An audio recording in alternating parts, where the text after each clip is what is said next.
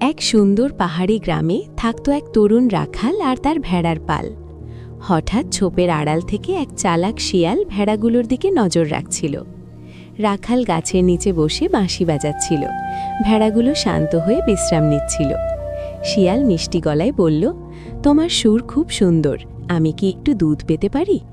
সুযোগ পেয়ে শিয়াল চুপিসারে একটি ছোট ভেড়াকে টেনে নিতে লাগল। রাখাল দেখে ফেলল এবং বলল, চুরি করলে বন্ধুত্ব হয়। হঠাৎ পাহাড়ে ভয়ঙ্কর ঝড় শুরু হলো। ভেড়াগুলো ভয় পেয়ে ছুটতে লাগল।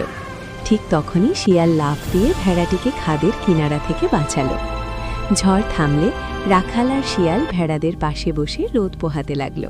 সেদিন থেকে তারা বন্ধু হলো। শিক্ষা, চালাকির চেয়ে